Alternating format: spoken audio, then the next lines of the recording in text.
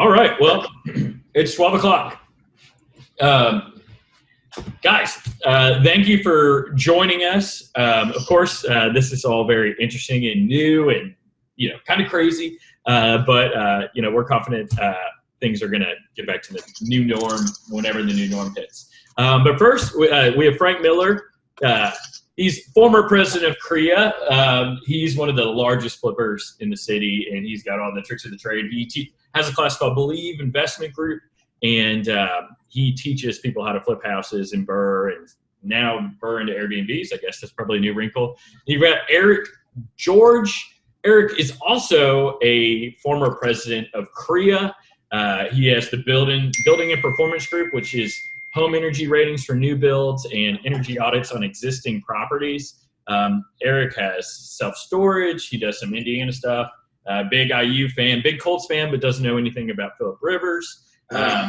So the idea today is,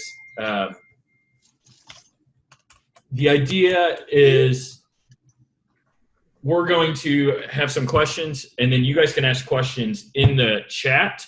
I will relay the questions to Eric and Frank, and we'll do this until it feels like a good stopping point. First, I want to thank KREIA for providing this, Lauren for sending out everything, and of course, El Presidente, Chris McCarty for helping out. I'm Rob Bergeron. I'm a realtor, but just that's what I like. But yeah, we had a great talk earlier. There's a lot of fun, interesting things going on in the market.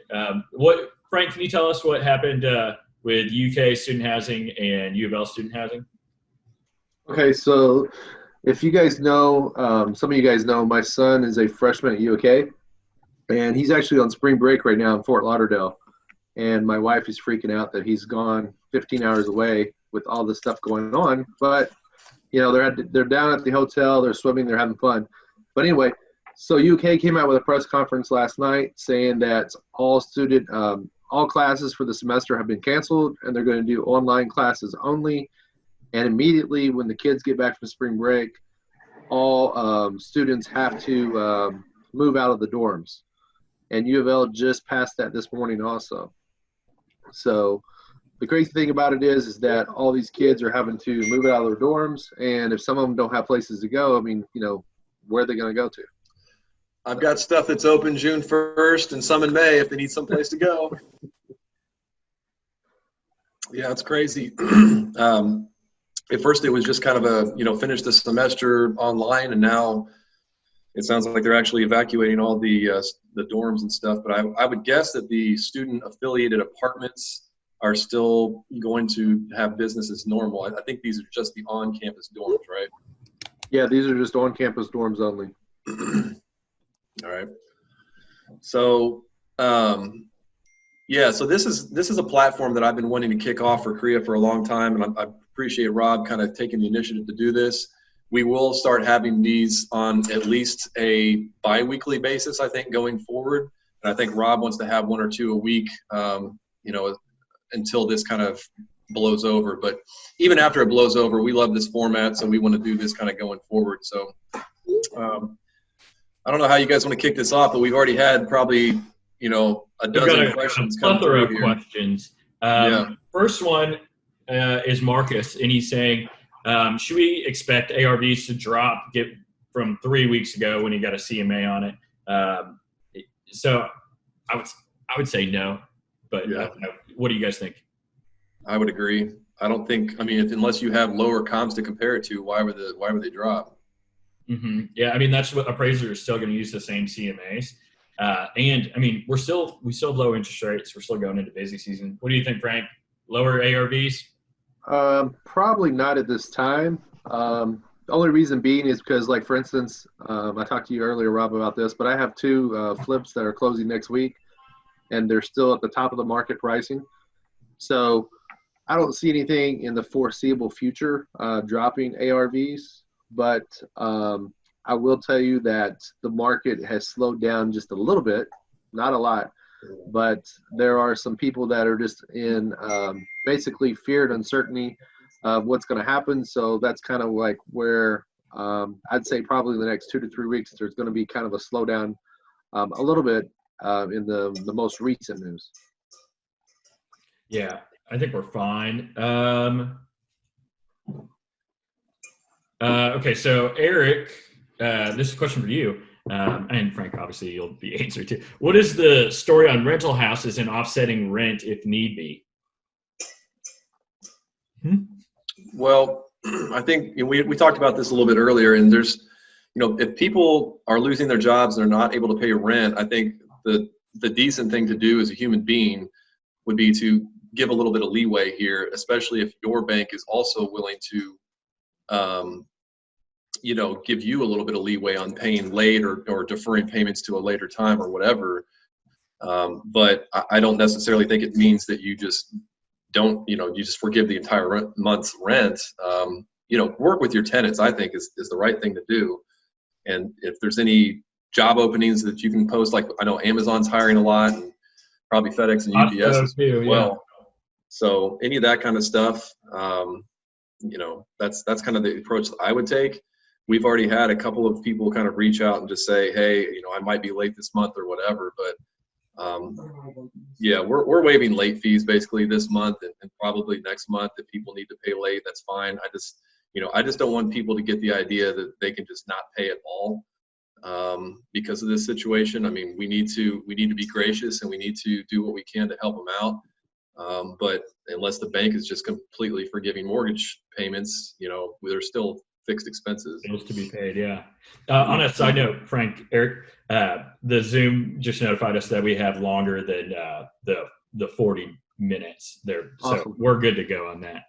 So we're almost at the limit too. We're at 95 participants. Yeah. So kind of to jump in there with Eric. So I don't know if some of you other people out there that's on the call have got these emails, but I've received emails from some of my banks that I have mortgages with. And for business customers, they're actually what they're doing is they're for the next 3 months, they're allowing you to pay principal payments only instead of interest to try to get you through the process. And then also too, for homeowners, if you're a homeowner, they're giving you 3 months of basically for where you don't have to pay the mortgage for 3 months, but they're going to add it on at the end of your loan. So the cool thing about that is if you're a business customer and you have rentals, if they're only going to make you pay the principal, what we've thought about doing on our side of things about the rental properties is sending a letter out to all of our clients, basically giving them the uncertainty of what's going on, but then also too giving them the option to either maybe this month avoid any late fees, but then next month coming up, if they have any kind of distress from what's going on, to send us some type of proof, and then we would be willing to cut half of the rent for just that 1 month only. That's kind of what we're looking to do on our side. Eric had another good idea too about just cutting back on just the cash flow, like maybe lowering rent to whatever you're paying and then letting them make up the cash flow. Or maybe it was Luke Neubauer said that. Was it you, Eric? Yeah, that wasn't me. Okay. It was Luke Neubauer, which Luke is so nice. Okay, so question non-corona related from Jeannie Bryant. Jeannie has asked, what are you doing? Okay, I'm just repeating what she said. How do you process rental applications from Spanish people for rent if they only have ITIN? How do you run their credit report? Have you guys had any experience with that? I've personally never had to deal with that because we primarily do college rentals, and most of them speak English good enough. So I'll let Frank field that one. So most of my clients are from all different aspects of everywhere. So we have probably about somewhere between 5 and 7 different clients that are Spanish speaking. But the issue with some of those are, and just throwing it out there, some of them are illegals. And, so whenever we do any kind of application and process, when we try to do a background check or something, nothing pops up. So I've not had any of that experience. So, but I will tell you this, that some of our Spanish speaking tenants are some of our best tenants that we've had. They pay cash every month, they pay on time. And those would be probably the ones that in this uncertainty that's going on right now are probably going to be the ones that will be able to pay more than let's just say a regular American tenant that has a 9-to-5 job. So that's kind of what we're dealing with. But I've never had kind of that issue. But I'm sorry I couldn't answer that question. I'd throw something else out there. I mean, sometimes, like, well, specifically with students, they hardly ever have any credit established. And so we always require a co-signer for the most part. I mean, there's certain situations, but if they have another family member that could co-sign who is, you know, that does have good credit, you might reach out and do that, or you might ask for, you know, first and last month's rent up front if you're a little bit unsure about the person. But just do a little bit more due diligence. If you can't find a credit rating, or if you don't think that they have any credit established, I would just spend a little bit more time, you know, calling references and things like that, and past landlords. Okay, so Sue was saying, question, saw the idea online to let tenants use their security deposits towards rent for a month in case they can't pay.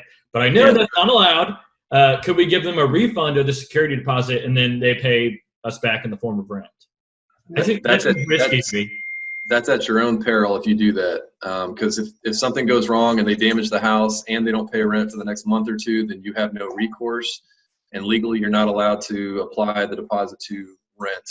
I know people do it all the time, but I think that's a slippery slope, especially right now. But I would say, kind of to touch base on that, you know, this is just my opinion, but what I would suggest for everybody that has tenants is just send them a letter, reach out to them, and then wait for them to contact you to say they're having a hard time, that they can't pay rent, and then just have them send you some type of proof, basically saying that they've been impacted by a job layoff or unemployment or something like that, and then you can kind of go from there of how you want to handle it. You know, maybe waiving the late fees or giving them that, you know, 50% off 1 month's rent. But, you know, I wouldn't rush out to send all your tenants and all your clients, hey, you know, this is what we're willing to do. You know, just kind of wait till they come to you and then ask for proof, that just to make sure that they are in a situation where that's going on. Joanna Dennis and I have been emailing back and forth, and she said that she collected 2 months of rent up front, and that's been really nice because it's built in a little bit of a cushion, because she would have the security deposit and the 2 months rent. So it might be prudent to, I mean, if we think things like this might happen again, to collect 2 months rent up front. I know it's going to make some people tight, but it also builds in maybe a better tenant too, that, you know, they're going to be more financially solvable. Okay. Let's see. I'm going through questions for you guys. Do you expect to see less home buyers in needing, you know, longer time to sell? So what I've been seeing is that if you're focused on, let's just say if you're an investor and you're a buy, fix, and flipper, or if you're a homeowner trying to sell your house, kind of what I've been hearing through the grapevine is that anything below 250 should be okay, because, you know, most of those people at the rates they can get loans, they're going to be fine. Most of your clients that are above that 250 threshold, those are the ones that are going to be more apt to kind of stay put and kind of see and hold on to kind of see what's going to happen in the market.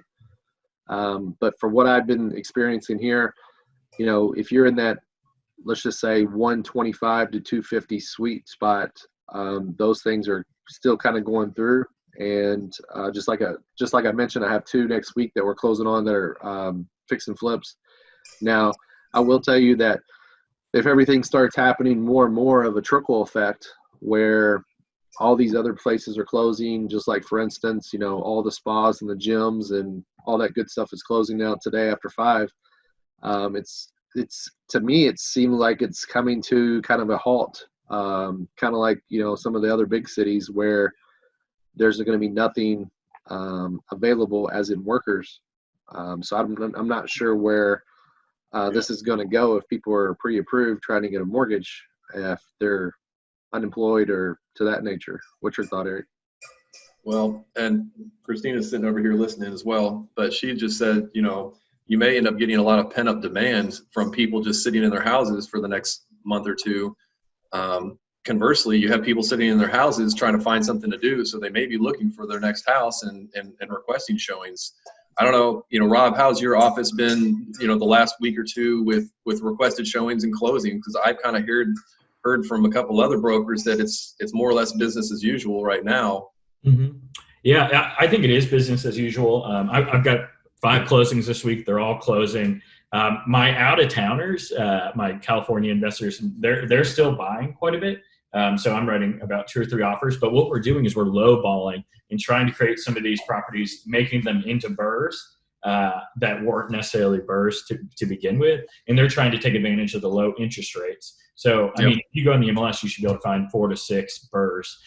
But I think it's interesting. Luke Neubauer and I were talking last night, and you have all these people, like, I think like your people that are like waiters and whatnot, like they're probably freaking out and like, man, not a great time to buy a house because I'll default on my mortgage. But then you have all these people that are sitting in apartment complexes and thinking, man, like I'd rather be in my own personal space, separated from all like these other people. And I think you're going to get more demand from those people that are like, man, it feels weird being, stuck quarantined around all these other people.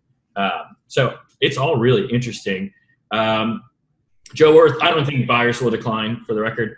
Okay, I don't know. It just says iPhone for this person, but there's bought a flip last week. Would you complete and close quickly or hold on to your cash and wait and see? I might need my cash to pay expenses moving forward. So I'll take that one real fast. So I'll tell you what I have going on right now. So we bought a new personal house to live in, and we've got money set aside to fix the house up, and we're finishing the basement out and the upstairs to the way we like it. But right now I've kind of held off on finishing the basement just to make sure some of that cash is set aside just in case something else comes up. So on your flip, not because of fear, it's to be able to buy, right? Yes. So the thing about it is with your flip, I'm not sure if you have long-term financing, whoever asked the question or what it is, but if it was me, I would try to get it done as fast as possible and get it on the market as fast as possible on your flip part of it, just because, Rob can check this, but there's only like 2,500 active listings in this area. But, the crazy thing is if you can get your house fixed up and listed as fast as possible. So like, for instance, we just did one, we just finished and we just got it staged. And someone just texted me actually this morning just asking if we had any offers as of yet. So, I mean, the market is still out there, but just be mindful.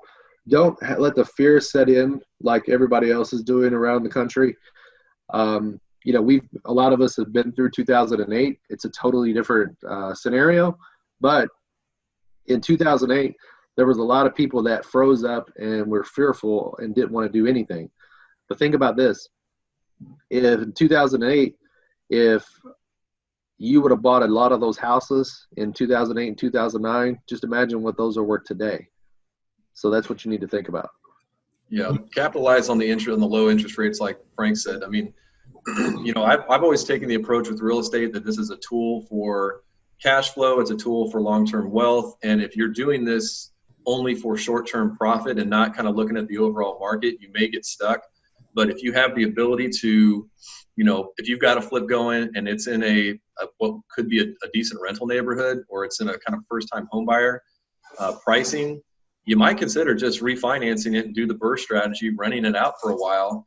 And, you can always sell it again when the market, if the market speeds up or whatever, but you may not be able to get these kind of interest rates again. Just like Frank, we just bought a personal house literally the week that it was going to close, this last week when all this stuff hit the fan, and we got our interest rate dropped a 1/4 point.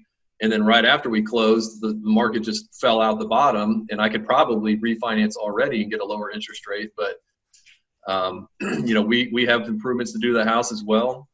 One of those being the pool that we want to put in the back, and we may wait until this blows over before pulling the trigger on that, because I think that there's going to be some really good buying opportunities, whether it's with, stocks and ETFs or with real estate. If you're really debt heavy right now, or your cash is kind of tight, then you need to take these things into consideration for sure. Kind of touch base real fast. Well, it's 2,205 on how many single families are on the market. 2,205? Yeah. Okay. which is super low. So real fast, I just want to there's 100 people in here at the max that we're at. So I just want to let you guys all know that don't be fearful, but also be mindful of, getting too over leveraged, and make sure that you do have some cash on hand, because I know that there's a lot of investors out there that kind of what Eric was talking about is a lot of wholesalers, a lot of flippers that as soon as they flip a house, as soon as they wholesale a house, they make $10,000, $15,000, $20,000. They take that and they go do an $8,000 vacation trip somewhere. Okay. So think about this. This is the time to kind of scale back on that stuff and keep some of that cash on the sidelines. So it is time to buy at lower pricing, because what's going to happen is, and this is just because this is how the economy is, you're always going to have an influx of every 10 to 12 years of different strategies going on. And think about this. If you're the one that has a little bit more cash set aside, how do you think everybody made it in 2008, which is a totally different scenario? In 2008, the reason why most people survived is because they were diversified and they had a little bit of cash, but then also they were doing totally different things throughout the real estate investing market. So just keep that in the back of your mind. Oh, Yeah, we have people here from Canada, which is kind of cool. What'd you say? We have somebody here from Canada. Awesome. Oh yeah, don't you know? This would be a good question for you guys. If renters can't pay, what app or program can allow them to pay with credit card? Are you guys familiar with anything? I don't think that's legal. So What was the question? If renters can't pay, what app or program can allow them to pay with credit card? Yeah, you can take rent by credit card. Okay. How do you do that? Huh? Or is it just the mortgage that can't be paid with credit cards? Some mortgages. Okay. Yeah, so I could take rent by credit cards. I actually have people ask me that all the time, but I've never got the software put together yet. But I wouldn't suggest landlords going out and doing that, because then it's kind of really, my personal opinion is taking advantage of the tenant. Well, we use property management software called Folio, and there's, Cozy and RentShare, and there's a million of them out there, and they usually allow for credit card payments or an ACH, but like with ours, it charges them like $50. It's not a cheap fee. So if they're already tight on cash, it's not necessarily going to be the best. If that's their only option, I guess you could do it, but. Yeah, and kind of to jump into that too right now, interest rates on most credit cards that I've seen are somewhere between 12 up to 25%. Yeah. So, you're doing a disservice to your tenant if you're trying to collect rent on credit cards right now, just to so that, that you're staying ahead. Yeah, it's usually around 3%, sometimes 4 at the most. Which seems reasonable. Well, these next two questions actually kind of correlate, so I'm going to ask them both and then let you guys answer.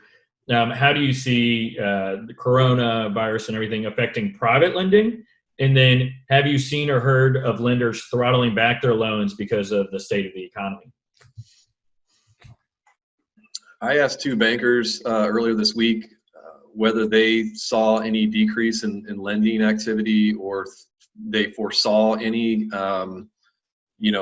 pullback, and neither one of them thought that they were going to slow down the amount of loans. They may be looking at the individual loans and the criteria of the buyers maybe a little bit more closely, but I don't think, banks need to make money too. They need to, write these loans, and people need to sell houses. So like Frank said, I think the market fundamentals are a lot different than they were back in 2008 versus today.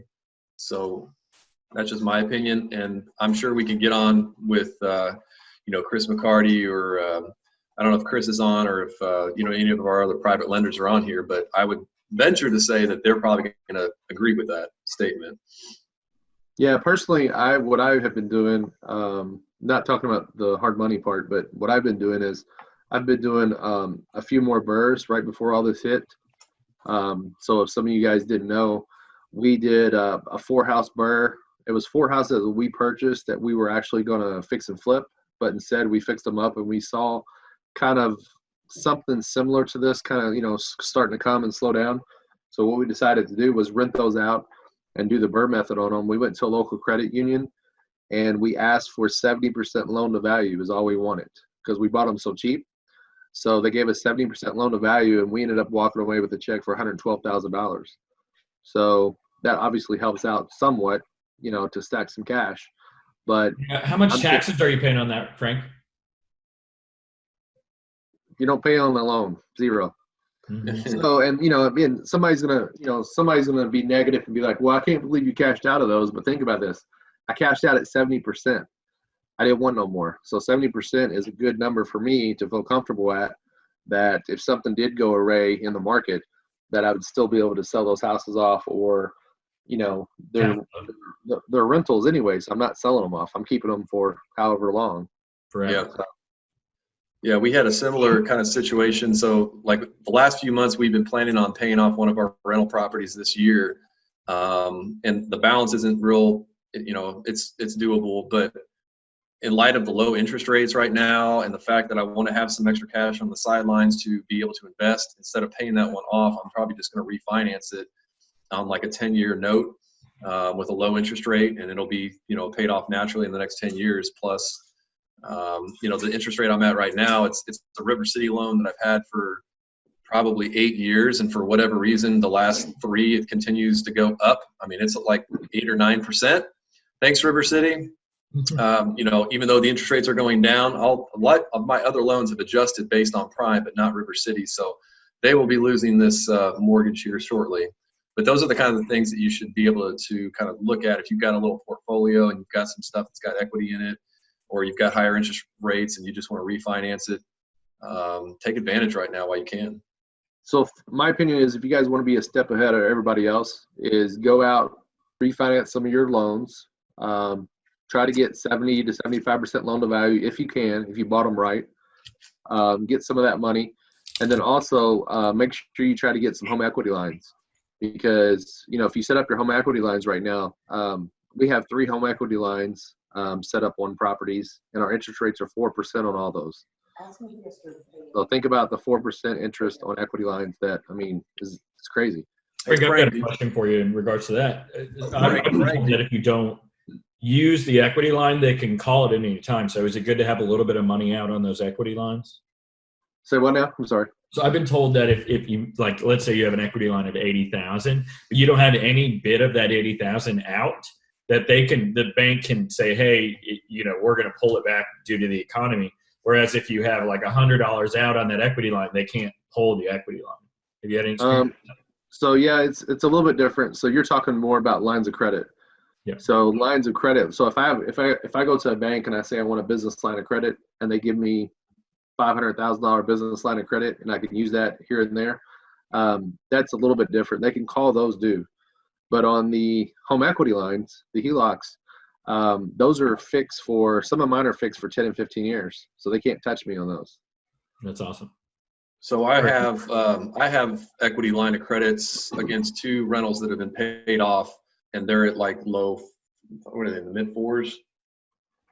I don't know, mid 4s, something like that. But but every year they ask to, get a new appraisal or some kind of fee associated with it. So that interest rate can, depending on how much you have on that line, it can kind of get expensive. So, but if it helps you get through the hard times and you need the cash for doing other investments or, whatever, just paying your bills, you need to explore these options.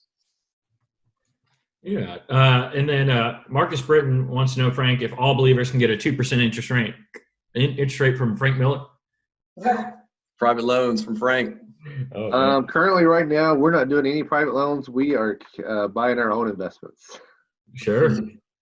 And then, okay, Deandra was asking, how aggressive are you planning to be with purchasing right now? Are you looking for more rentals or flips? I'm personally not looking for any flips, and I haven't been looking for any flips for 1.5 years, but that's just me. But if I was in the position to buy, or I wanted to buy more single-family rentals or self-storage, something that's going to be a good long-term investment, then I would definitely be jumping in with these interest rates low. Yeah. So me personally, everybody knows that I do tons of flips. How many do you have I'm right not, now? right now we're down to 8 right now. So we Oh, only have 8 wow. going right now. But me personally, I'm not looking to buy any more flips just to see kind of what's going to happen. Mhm. Because the way I look at it is if all the industry is starting to shut down, it might be difficult for me to get my fix and flip finished and then on the market and have someone put it under contract. It might be 90 to 120 days before they can close on it. So, just in my opinion, I would be more apt to buying rentals and doing the Burr method because, for long term wealth, because right now, even though it might be harder to find tenants, but at least I'm going to set myself up for long term. Definitely agree. Yeah, I think that's a good move. And I think like with the uncertainty on the market, like writing lowball offers on stuff on the MLS. I mean, like some people just like they panic, and you can take advantage of it. Actually, that's a great question. What are some non-sleazy ways you can take advantage of the market right now? I mean, you guys have mentioned the refinancing, getting lines of credit. What else are you guys looking to do? Personally, I think for wholesalers, it's kind of a double-edged sword for wholesalers right now. I think with wholesalers, any wholesalers that are on the call, I think that you can market to people because people are in fear and they might want to sell their house and get some cash to kind of hoard, Mhm. and you might get great deals on those. But then on the other hand, is it going to be hard to find buyers because a lot of those guys are still kind of fearful of what's going on. So, I think if you're a wholesaler, you're in a tight spot of like, hey, I can go out and get some good deals because people want cash, but can I still find buyers to buy those? And on top of that, Frank, I mean, this is really not the time to be gouging people when they're down. So you need to, have some ethics in your business. So, you know, just because they're freaking out, I mean, if they're, you don't know how they would react in a week or two. If this all blows over and they were just freaked out and they give you a low ball price offer, and then 3 weeks later you're getting ready to close and they've changed their mind. I mean, just, just be a good person and try to, conduct business ethically. But I agree with what Frank said. Yeah, I was talking to Luke Neubauer last night, and he was talking about how it's slowing up a subject to deal because they're the uncertainty. And he's like, that's fine. Just, we'll talk in 2 weeks and see where we're at. Did anyone see that video of Cameron DeGeorge yesterday about him saying, they wouldn't let him in the house without gloves and whatnot. And you had a story too, Eric, about your tenants not letting anybody in to one of your rentals for a showing.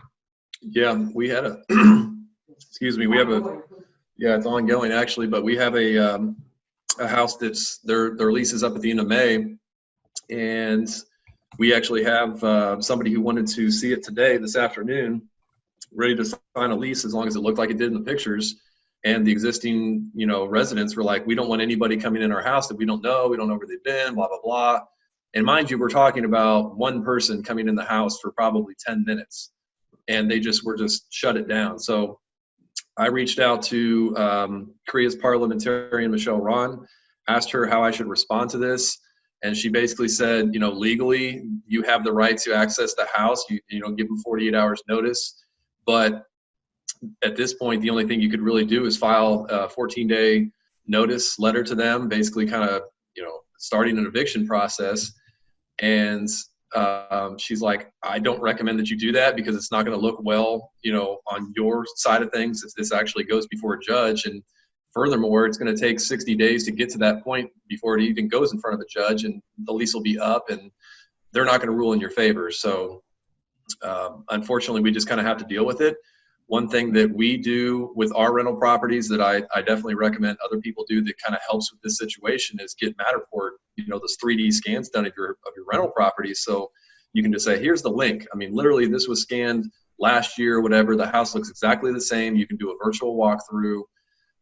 And then we offered to meet them at the house, just to see the outside and kind of legitimize that we are real people. And but that's you're great going for to have your insurance claims too. If you ever need anything, having that Matterport ahead of time would be great. Yeah.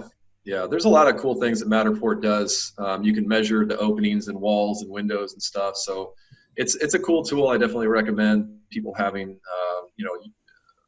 with Airbnbs, with, single family rentals or whatever. So hopefully that helps.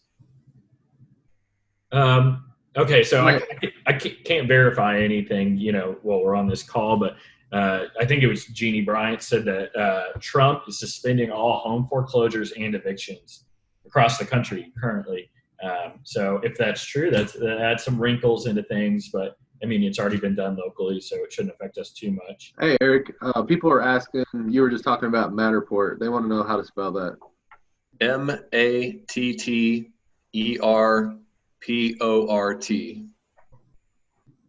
They're pretty expensive though, right? About $1,000 to purchase? No.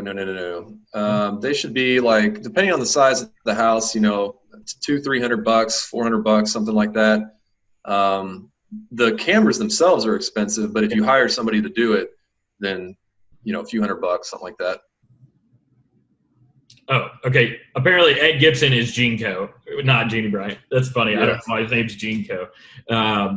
Okay. I will. This is from Hong Lu. I will have a vacant unit in April. What suggestions do you have for showing and renting it? I mean, I guess getting ahead of it with Matterport is what you just recommended. It's $350. Alex Muncie's saying it's $350 for a Matterport.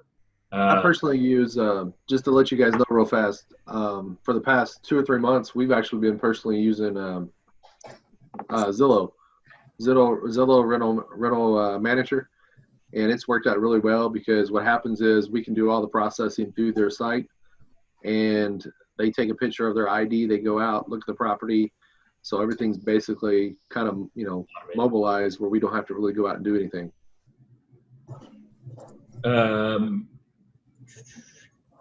Okay. Sue, I don't think they're going to, if they're not willing to let a tenant in, I don't think they're going to be willing to let virtual tour right now in that rental house of yours, Eric. It still requires somebody going in the house and doing the scan. And, Yeah. You want to scan it when it's like, staged, show ready, empty or whatever. Joe Worth has a good question. And Joe, we're going to try to get one, I think, late next week with like Airbnb people on this question. But what are Airbnb hosts doing with all the cancellations and full refunds that the guests are guaranteed? Now, typically Airbnb, you're guaranteed 50% of the rental or the booking. But now Airbnb's pulled everything. So, I mean, are you dabbling with Airbnb at all? I know Frank just got one across the river in Indiana. I've got a couple of them. We've had a few cancellations so far, and we're expecting more cancellations basically in this month, in the month of April. And from the statements that I've seen from Airbnb, there's not a whole lot of recourse. And I've even seen some claims that Airbnb is still retaining 25% of the booking. And they may or may not be refunding that 25%. So there's some other issues there that I just don't know how it's going to play out. But I will tell you. Go ahead, Eric. Just to add to that, so one of ours, it was already kind of it wasn't performing as well as we wanted to, and the fact that we have Derby now going to September, and a lot of these events in the spring are being moved or canceled entirely. It's really throwing off our yearly projections and kind of delaying the income for this property. So one of the houses in particular, we're thinking about just dumping now, just to kind of hedge our losses, because we didn't really want to keep it long-term anyway. And if this year is going to be just bleeding us out every month, then we may just go ahead and get rid of it. So kind of going back to talking about, even though it's totally different than 2008, I don't want to keep harping on that, but make sure that you guys are more diversified, whoever's on the call, because if you have most of your eggs in the Airbnb market, if something like this ever happens, then you could be in for some real trouble. So just make sure that, you guys have a few rental properties, you have a few Airbnbs, you're doing maybe a couple wholesale deals, you do some assignment of contracts, and maybe you have a couple fix and flips going, just so that way there's some type of income coming in since you're self-employed and you're in the real estate investing game. Because I know a lot of people back in the day that were not diversified, and they were all doing just one thing, and then they're not in that real estate investing business no more. So just make sure, I'm not trying to scare any of you guys, but I only have 2 Airbnbs and I ain't really started on them yet. They're being fixed up. But I'm just super glad that I don't have a lot more considering what's going on here in the economy because of all the cancellations that are going on here locally. Yeah, the one thing to consider too is make sure you track how many people have canceled, because you might be able to claim this on your as a loss on your taxes for, like, if you were supposed to make 40,000, you should be able to claim that if you have a good CPA. So I would definitely make sure you track everything. Have you guys heard of any changes with the government subsidy programs like Section 8 or anything? I haven't heard of anything on my end. No, Not yet. Not yet, but I'm sure there will be. Just to comment on what Ed Gibson was saying, Trump did announce, I guess, this morning that the HUD is going to halt foreclosures and evictions until the end of April. So might create that bottleneck that we were talking about earlier. Yeah. So also too, if you guys, so just by business first related news just now, it says that all Ford plants and GE appliance parks are reducing manufacturing operations. So they're going to be closed certain times. Yep. Oh, Michael Forrest just said Section 8 is only conducting original inspections and not renewals. So it's, that's good. Hey, that might be a good thing now for Section 8 clients. Yeah. Well, I mean, they've been, with that audit, they've been getting blood out. Okay, so now Section 8, and then Beverly's saying Section 8 is not doing some inspections right now. They canceled one of ours. Tenant says they're going to reschedule later. So it might slow up Section 8, which is kind of ironic in and of itself. So the problem with that is if you have a lot of properties that are under Section 8 that are waiting for inspections, you could have a problem. Not on renewals, but on new ones, yeah. Okay. Yeah, it could have a problem. What other? Okay, and of course they're still paying. Yeah, Bev, they have to. They can't renege on that. Did we talk about anything cool in our own private meeting before that we should bring up now? Well, the talk about the diversification is a really important one, I think. And I've always tried to have multiple income streams. And when I started doing real estate, I kind of focused on the student rental market. And just so for anybody that's not, familiar with that niche, kids are always going to go to college. Kids' parents in general are always going to pay for their, rent. And I get, co-signers basically for all my leases from everybody that's in the house for the most part. So even during the crash before, I was always able to rent the houses, and right now I'm not having any problem with it. So that's one way to kind of diversify, in an economy that, whether it's up or down, you're still probably going to be okay. Another is storage, and that's why I got into storage almost a year ago. So whether the economy goes down and people need to downsize and they put their stuff in storage, or the economy is doing great and people are just, buying more crap. Yeah. But but if you just have all of your houses are, either Section 8 or they're just traditional rentals, I mean, I think it's good to have, your eggs in a few different baskets. So just keep that in mind as this year kind of progresses. Yeah. Let's see. Philip asked, Frank, are you using Zillow Rental Manager to screen and collect all rents currently? Only for screening.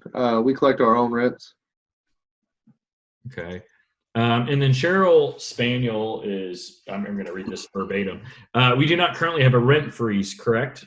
I don't think we do currently. If our city does implement a rent freeze, what exactly does that mean? Tenants will never have to pay rent for the specified time period, or will they be based on a payment plan when this is over? So my suggestion on that is there's no rent freeze currently right now, but there might be something heading that way.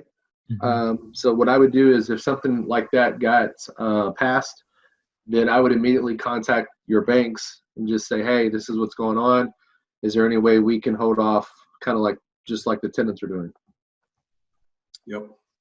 And then Elber is asking, what banks do you guys recommend for HELOCs? Credit unions. So if I was dealing with HELOCs, or if I was dealing with BRRRRs and rental properties right now, credit unions are super aggressive. Yeah, Republic Banks, who I got mine with. I also know I think Century Bank of Kentucky does those kind of loans, and like Frank said, credit unions. I'm sure some of our other KREIA sponsors probably can chime in with that as well. Also, I'm the worst. I meant to say this in the very beginning. Everything Frank, Eric, and I are saying are strictly our own opinions. They're not necessarily the opinions of KREIA. Just want to get that out there because, we're saying a lot of stuff and it might not all be accurate or true to everyone. So just want to say that. I think the cool thing about this Zoom call that we all came up with is that everybody is from different walks of life. Some people have been in real estate investing for 20 plus years. Some people have been in investing for just the recent, as early as 3 to 5 years or brand new. So the cool thing is you're getting all kinds of points of opinions.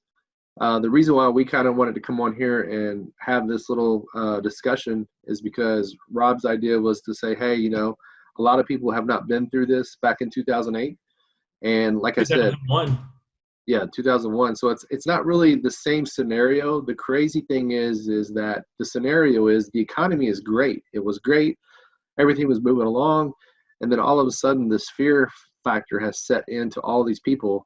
And that's kind of what's going on right now. So, don't get me wrong. The economy is still great and it's still a great time to buy real estate investments, but just be careful and make sure you diversify a little bit more.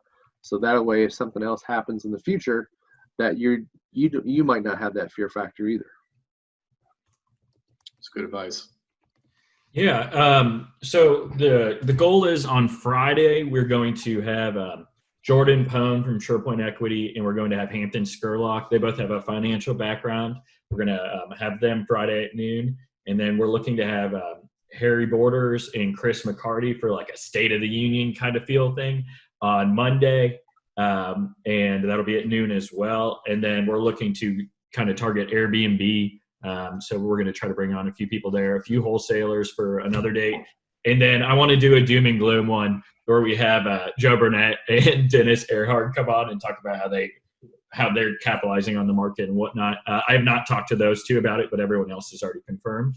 Hey, Rob. Yeah. Rob, some of the people that are on the call are out of state. What are they saying is happening in their areas? Somebody just said something about New York. Oh, yeah. Oh, man, they're killing it. Okay, let's see. Very rough times in New York, definitely in a hot spot. 30,000 restaurants and bars are all closed. And then he's seeing some of them already boarded it up. Wow. As they will not be able to weather this storm. Worst month in the stock market since 1987. We'll have another 2 weeks left, barring the economy suffers for another 2 months until COVID cases peak. Do you think that the real estate prices will fall in correlation with the market? Like I said, to answer the question just really directly and quickly, is that I think overall around the whole country or the United States, the real estate market, there's not much out there.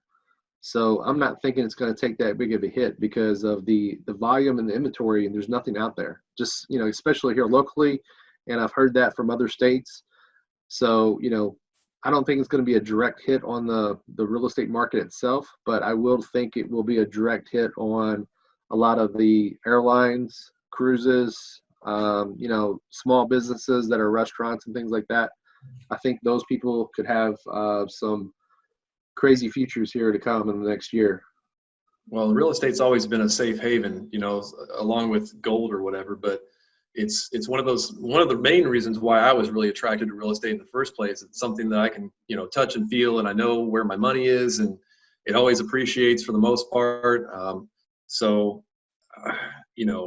I think even if the market continues to go down, I don't think real estate prices are going to correlate directly necessarily, and they're definitely not going to fall as much as the stock market's going. And I think it may actually force more people to look into real estate as a long-term investment strategy. So, and that's why I said earlier, if you have some flips that may be in that kind of first-time home buyer, a good rental neighborhood, 150 or less, you may just want to hold on to it and turn it into a rental property. If all you've been doing is flipping. And Joe Worth brought up something important. Like the East Coast it's way more volatile and more like equity related things, and I'm sure those are kind of like scary right now. I mean, it'll bounce back just like the stock market. But here in Louisville, we're like a turtle, slow to rise, slow to fall. We're very cash flow dependent. I think our whole region's going to be in good shape with Northern Kentucky, Cincinnati, Dayton, Indianapolis, Lexington. I think we're all going to be fine. I think it is.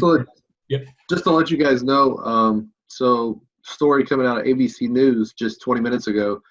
It says Trump holds a news briefing conference for U.S. and Canadian borders to close. Yeah. Yep. I think it's probably good to isolate. I mean, there's so much stuff to talk about. I don't know if we have time to get into. But yeah, support your local businesses. Chipotle delivers, obviously.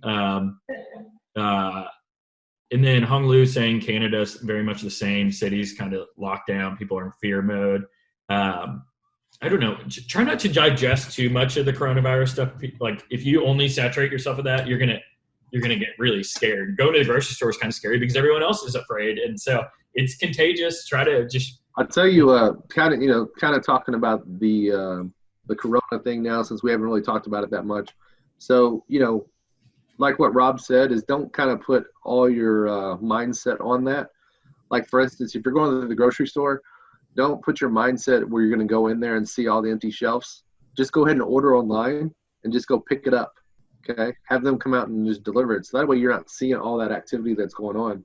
Because the more and more of that you put into your mind and the fear, then you're going to be set into that mode too of anxiety and be like, oh my gosh, what's going to happen next?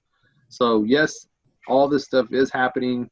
It's a trickle effect, but as long as you just stay safe, and like what I told you guys, that kind of what I'm doing in real estate is that you can do everything online. People don't realize that. So if you're buying stuff from Lowe's, Home Depot, Menards, sit there, use your item numbers, click it, pay for it over the phone or over the computer online, have your guys go pick it up, and then let them continue, working for you out in the field. And then that way, everybody is still kind of moving along in this factor. Yep. Well, awesome, guys. We look forward to seeing you Friday. We will see you at noon. Like I said, Jordan Pone, Hampton Skurlock will be there. We'll keep the content coming. Great way to connect. Don't be a stranger. We're all here to talk and chat. It's all fun. You can do this in smaller groups. It doesn't have to be isolated to just this event. And there will be a recording of this. So I know we were tapped out at a lot of it for 100 people. So Eric George will have a link up somewhere in some world. Anyway, but thanks again, guys. It was a pleasure, and we'll see you soon. One last thing, Rob. So anybody that was not able to get on this live, we are going to post this on KREIA's YouTube page so you can watch it again later, and feel free to share with your friends. Perfect. Thanks, guys. Be safe. Bye-bye.